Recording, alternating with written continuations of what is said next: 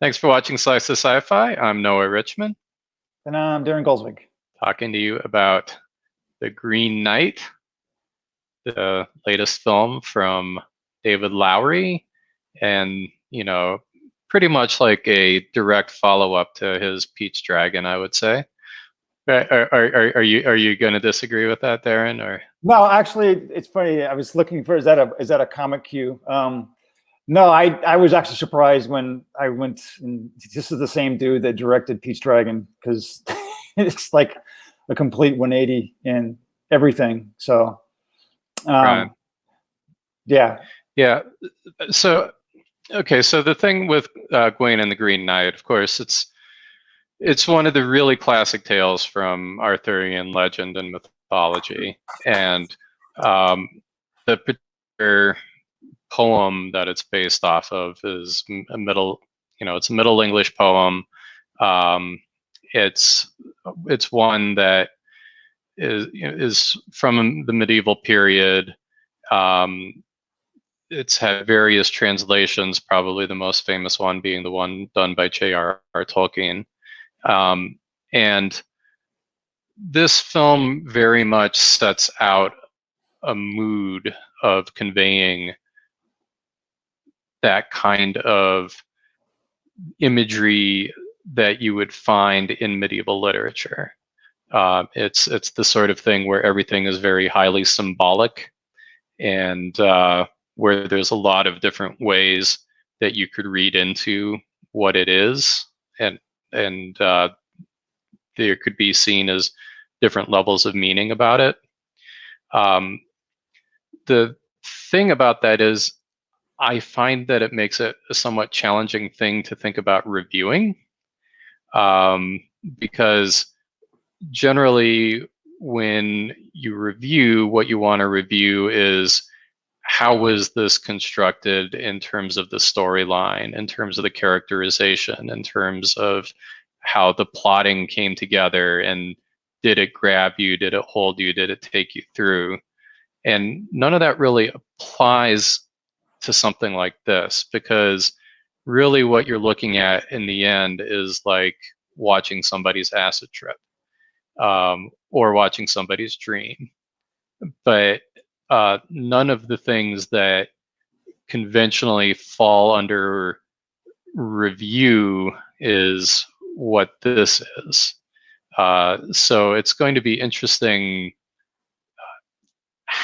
what is the criteria by which something like this is discussed. It's the whole time we were watching this movie. In fact, I nudged you and I said, this feels like a digital LSD trip. It's the emotions that this film generates while you're watching it it's unusual. It's got, like you said, its own lyrical rhythm to it. It's one of these movies that I think will be around for a long time, because it's going to have its own love affair with film aficionados and anybody. And then of course there's the crowd that just loves linear stories in their face. Are going to come away from this movie thinking, what the hell did I just watch? Because it doesn't like spoon feed you everything. It's a deconstruction of the hero that we were all accustomed to watching.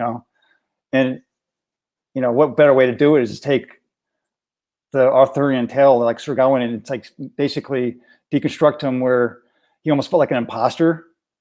It didn't even feel like a person that was a hero at all. And I think the one area that maybe feels a little relatable, but yeah, the very unconventional, very unconventional filmmaking, and specifically when compared to something like Pete's Dragon, which is very Western, Hollywood standard Western movie production. It feels like, it collects all the dots and stuff.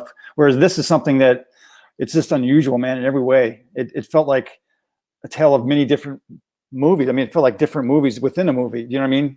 It's like I said, I'm going to almost have to watch this again just to be able to digest it. Disturbing in a lot of ways. You know what I mean? It just was disturbing. I went to bed that night just kind of with lots of images from that film kind of haunting me. And, bravo for David for doing that, I guess, It certainly, as I say, I think it really captures very much what a medieval poem is like to read, or alternately, it's very much like what a classic fairy tale is like to read, like like a completely just take something out of the red fairy book for per se and just throw it straight onto the screen. It you would tend to come out up with something looking weird like that. Well, not being well read myself in that type of literature, it's interesting you say that, because there's like, when I do think of medieval times, I think of cold, and I think of dour, sour, times, and very just bleak. And it's almost like the film was able to capture that vibe that I typically feel. And it's almost like the confliction between nature, humanity, and religion all kind of tied into this film. And it, I don't know, it kind of shakes the foundation of those things a little bit and reminds people that there's something at play at all times, regardless of where your faith falls into. And I thought the actors that they brought in to play the roles were unconventional too. I mean, Dev Patel, I thought he was amazing in his role, because he had sort of like an innocence to him. This idea of what somebody would do or may not do to achieve greatness. And I just thought the way he came across on the screen, it was very vulnerable, and not Right. your typical knight. And so I liked it. He almost had a boyish charm to his performance, and I thought that was really well done, because it was kind of in this vortex of confusion. You have him at the middle of it all, trying to kind of comprehend what's going on, which, to be honest with you, a lot of this shit didn't make any sense. There's no, you look for these cue points from like typical most films that are, something you can like a compass. You can say, okay, here we are. And dude, it was like all over the place. Yeah. And in some ways that's a negative about the film, which it's kind of exhausting in some ways, because you're looking for something like, okay, where are we going? And what the hell is that? I mean, what was that all about? Some of the scenes almost felt like Attack of the Titans in imagery, so. Yeah. So, okay. So I think the thing that we can say is it definitely gets props for really doing something interesting and unusual. The closest film I actually could think to compare it to, I don't know if you ever saw The Beauty and the Beast, the old classic French one. I think Cocteau was the director. But yeah, it's really something where it speaks very much to the world of the medieval mind. And seeing that just kind of thrown onto the screen is definitely something different, definitely something unusual. There's a lot that you can read into it, a lot of different layers. The flip side of all of that is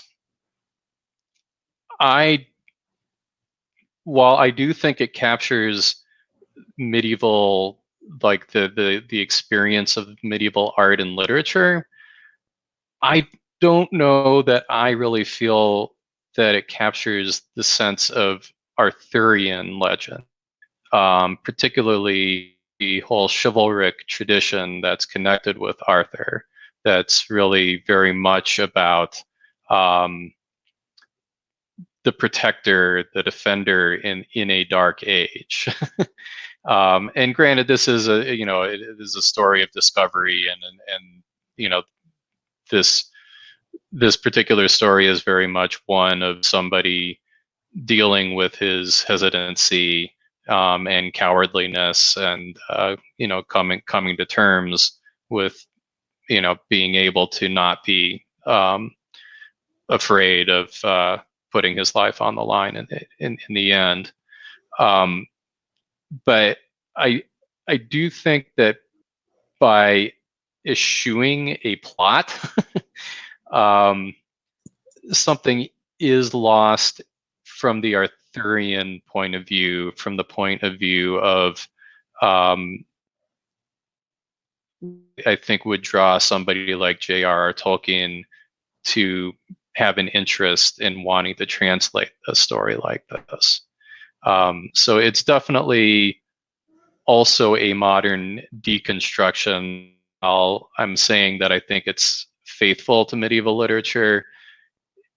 At the same time, there is something from the art, from Arthurian legend that I think it doesn't really capture. I don't know if it's trying to. That would be my opinion. Well, I it definitely has its own rhythm. It's funny when we were watching this. Not that this relates to it, but I kept on thinking about the Robert Johnson "Sell Your Soul to the Devil at the Crossroads." Yeah. Because what would you do if you could be something? Like, would you sell your soul? And there's always a cause and effect of that. Like, eventually he died young, some say, because the devil fulfilled his contract. So it's like Gawain has this possibility where he can become great, and again, not revealing any details, but it just, that's what it's just like, what would you do if you could become great? The best thing you could be. In his case, he wanted to be a knight and lead all, but to be the king of everybody and replace King Arthur and be, and so, but again, it's like seeing this, what happens if he does, and the things that happen to him in his life in the future, what could happen. So anyway, like I said, that I just kept on thinking about that story, of selling one's soul. And it's like, it kind of had that parallel for me, linked to that. And like I said, it was a totally different take on what we normally see as the hero's journey. I mean, it's like, he's supposed to come out, and in the end, or she is supposed to come out in the end and be somebody you cheer for. And I just never wanted, there was no clear cut person that you want to see. This person needs to succeed. Yeah. And there were so many odd characters along the way. I mean, Jesus, it's like, what's her name? Alicia Vikander, whatever. She played two different characters in the film. And the one of the monologues she dealt in with was so powerful. And it was almost like it was a direct relation to what's going on with the environment, and choices that people make. And so it was kind of current in its message, but still embedded in this madness that we had in this movie. And I thought her performances were just amazing. I mean, and everyone's for that matter. So what a weird movie, dude. I mean, it's like the movie, the Pink Floyd, The Wall, where you still watch it years later. And it's like, I think this is going to be one of those movies, at least for me, where I watch it later and just like, Jesus, you find something else that, because we relate to things differently. And I think this movie isn't paint by numbers at all. I think it just happens to be a movie that is based in this, Arthurian legend, this timeline. And so, but dude, it's like all over the board, man. I mean, the sound design in that film was just amazing. The music in this film was amazing. It just pulled you in. But like I said, the whole time I'm watching this, thinking, why am I enjoying this? Because I'm really not. Because like I'm not. There's nothing that's really makes any sense. But yet I'm enjoying the shit out of this because there's so much going on. So like I said, this is going to have to be maybe a different. I have to watch it again. And like I originally said, I think this is going to be one of these films that will resonate with fans for years to come. And it's going to be a highly polarizing film. I think you're going to have people that absolutely love it, and then you're going to have people that absolutely hate it. Yeah. There's not going to be in-betweens. Well, and it's interesting that you mentioned Pink Floyd, The Wall, as being a kind of parallel, because not only does the film have the quality, as we said, of being some kind of like psychedelic trip, but there is even a scene in the film that involving, ingesting and vomiting, and I do wonder if in fact that is ultimately what the director is trying to. That's what I thought. Trying to do with it. Well, then at that point, I was wondering, well, is this now reality sequences, or are these basically imagined sequences. I mean, that's what I mean. There's like no clear cut timeline. You know, is it a flashback? Is it, you know? And so Yeah. these kind of movies aren't being made anymore. At least not in this traditional way. That's what I love about A24 is they seem to take chances on things like this. You know. Yeah, well, definitely, no question. It's something. No question, it's something different. I don't know. I guess I will have to say for myself, I'm somebody that probably falls more in the camp of I respect it more than I really actually liked it. There was a lot of imagery I found interesting, but I I don't know how much. By the time I was definitely somebody who was happy for it to be done when it was over.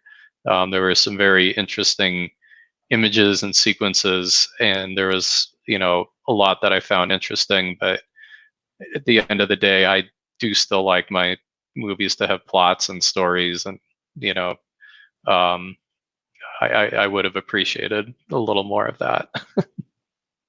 I think for me, and I respect the hell of what the everyone involved with this movie did, but it's like I'm kind of with you too. Sometimes I'm lazy that way. But like I said, this is gonna be one of those movies that I definitely will watch later. You know, it's like the Tree of Life. You know, one of those. I don't know if you've ever seen that movie, but there's certain things that just it's not your typical, and they're not easy to watch. So, but I think it's gonna be like one of those films. Yeah, actually, Malick would not be a bad. Terrence Malick, yeah. Yeah, that would not be a bad point of comparison for something like this as well. Well, that's why this thinking that he directed David or the Pete's Dragon. It's like, it's like going to Karen Carpenter, who I love, but it's saying, and then all of a sudden she produces, something like Pink Floyd, Piper Gates of Hell, or first record. It would be like, what? And so it's like maybe this is the case. Maybe he was just being forced to direct Pete's Dragon because it got him to be able to get him the chance to make this movie. Right. Yeah. So. Yeah. But yeah, I think it's refreshing in the same regard to see a movie like this being made because, I don't think this is going to be a movie that's going to bust down the doors of the $1 billion mark these movies seem to be making now, or at least that's the break point that, if it doesn't make $1 billion, it's not going to be profitable. So that's why I love about these films. Because I will certainly still take this over what I watched of the Guy Ritchie King Arthur film myself. So can I tell you, I guilty pleasure in some ways. I love Guy Ritchie. Guy Ritchie is he's very, the way he directs, it's very lots of cuts and everything's timed to basically, and it's kind of sappy, but it was one of those things where I watched it and I just enjoyed it for what it was. It's like a stick of gum. Did you like the first 10 minutes of the flavor and then it's gone? It's kind of what I did. So, but talk about a shift between movies. Yeah. You know what this makes me want to do though is go watch Excalibur or Camelot, which the one with that came out in 1980, Excalibur. John Borman, that movie. Oh, makes me want to watch that movie again and watch that wonderful ending when Richard Wagner's piece is playing, and he's got to throw the sword back into the water. One of the favorite parts. But anyway, it's like yeah, it kind of makes me want to go watch Sword of the Valiant with Sean Connery playing the Green Knight. We're old, dude. So if you had to give this, like, if we're talking stars, like, what would you, would this be a hard one to grade? For me, that's it, right? Yeah, it's precisely what I was saying. Is it's like grading somebody's dream, or somebody is like somebody's having some kind of acid trip and they're telling you this profound realization they just had and you're supposed to put a grade on it. It's well, it's like grading hot sauce, isn't it? Like some people can really love really hot and spicy stuff, and some people don't. I know that's a bad analogy, but no, it's you know, from a technical point of view, I gave this a 5 out of 5. You know, from a artistic, just based on what the chances it takes, and just something that's a breath of fresh air, to be honest with you. But from a story point of view, 2.53. So I guess between the, you know, it's hard to. Yeah, yeah, that's pretty much. I think you said it pretty well. That is about where I'm at. I mean, for me, it was about a 2.5, just in terms of my own enjoyment of it. I appreciated what it was doing, but at the end of the day, it just wasn't really like a fun thing for me to sit through 2 hours of. I was very much ready for it to be over, like well before it was over.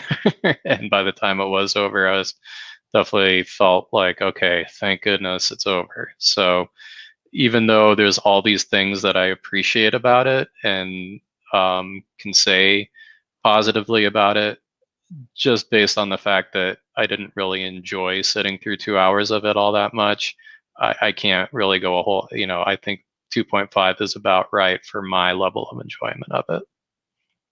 Well, and that's fair. I for me, it would be like a 3 and 3.5, only because there's moments of just that's still staying with me, and to me, that's kind of a reward, and almost a gift, because it's not very often that I go watch a movie in today's market that I leave kind of just kind of shook up a little bit, whether it's imagery or sound. And so, you know, if you can do that from my jaded point of view, that's pretty damn good. And so, yeah, it's a pretty, like, the plot line just got left at the gate or something, but overall, man, it succeeds in so many different areas. So, and from that, I would at least give it pretty, 3.5 for me.